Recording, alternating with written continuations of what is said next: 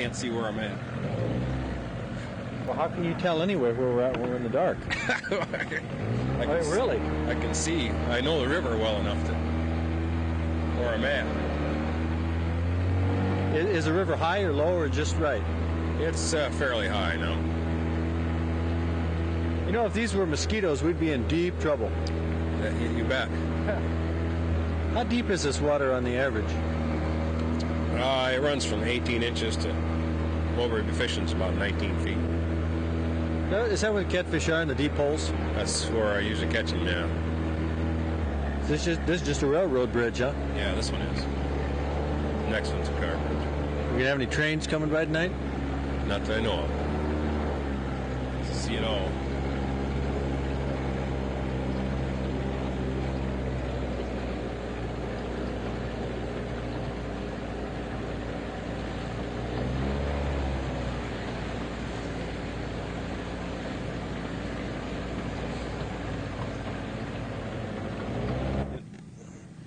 That isn't a particularly grappling type of anchor here.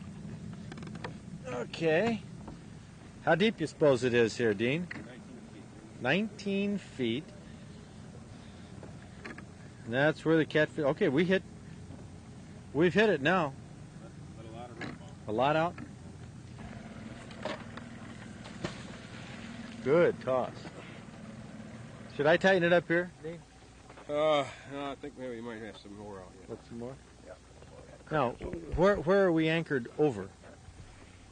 I mean, why are we right here, wherever we are? A lot of snags, high bank with holes in it. Are we directly over the area, or are we at the... 19 foot of water all the way through here. Oh, okay.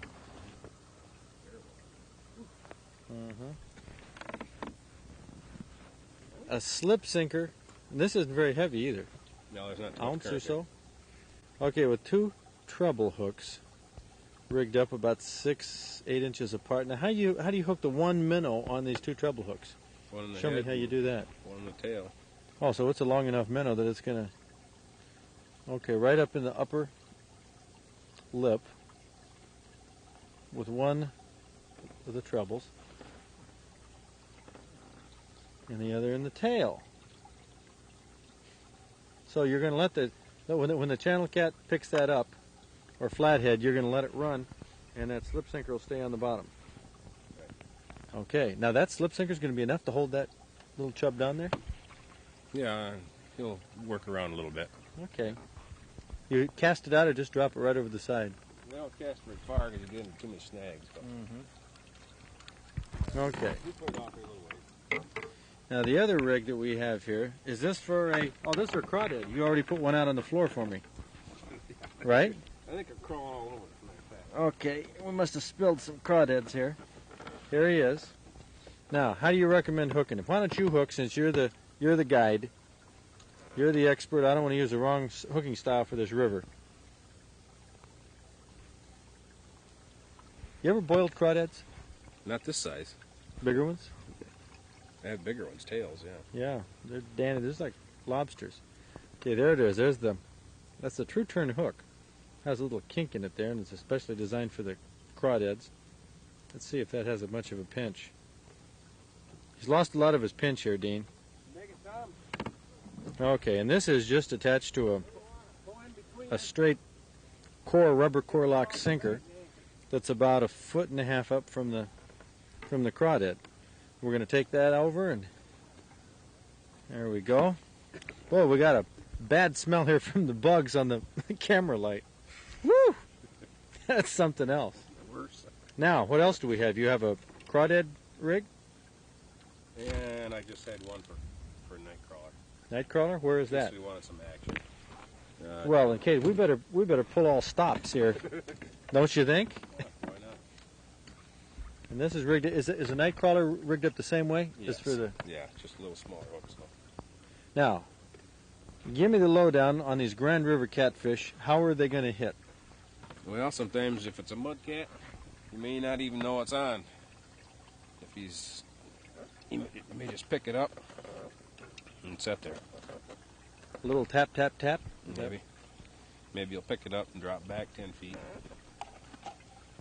You know, this is some of the more difficult conditions we've had, OJ, to film something. That's for sure. It's nice that they aren't mosquitoes. Have you been bitten yet, OJ? No, I haven't been bitten yet. They're crawling all over me. I mean, literally in my mouth. What? What? Let's close. Turn that camera off. Turn that thing off. Jeez, this is something else. Oh, blah! Don't dare breathe in. Breathe in real slow.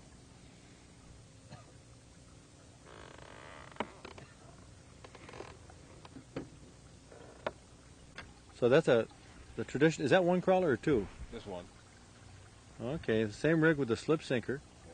Now you think, when you said action, we're going to catch more with on the crawler? Wow. You catch some small ones maybe, or a sucker, or a carp, or breaks up the night. Okay, well that's okay. Good in the fog, but What is it? it's like a sucker. Giving you a pretty good battle. Huh. Well, that's something.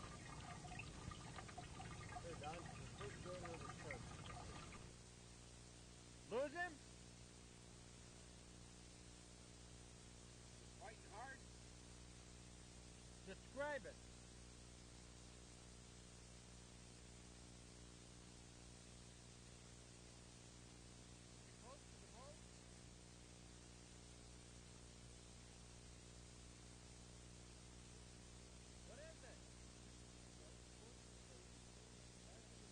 But fortunately, as in the Michigan Outdoors tradition, we pull it out of the bag with,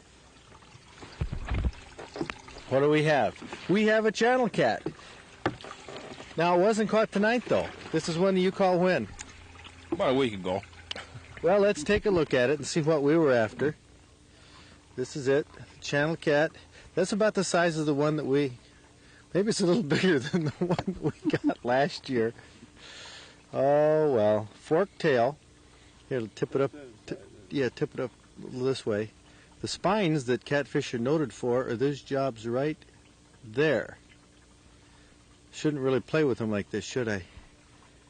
He's not going to do anything. Those spines right there, and then the spine on the top.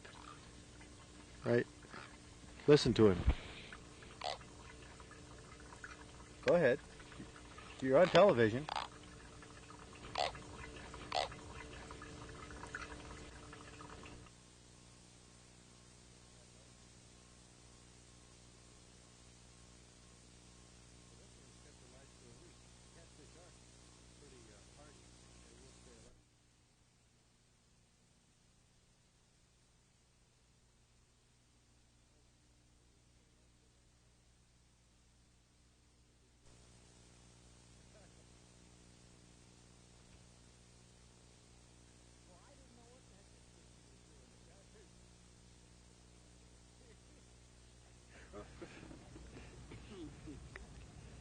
I'll get it.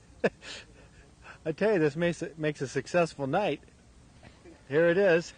Gardner's care package. More line, Gardner, more line. Okay. Need about another 2 feet. Here we go. We got it. We don't even need the landing net. All right. There it is. The catch of the evening, a baby Ruth. You think this will make Master Angler? Look at that. Where's the whiskers? Huh? I don't know, but I just picked up some water here. It's all over my seat. Doggone this thing. Jeez. There it goes. Do you have any roast beef sandwiches? Look at that. Oh, that's great. Yeah, the Loch Ness of the Grand River. Well, let's see. You want to split a Babe Ruth? There's some more in here. Huh? Babe Ruth, Oj? There you go.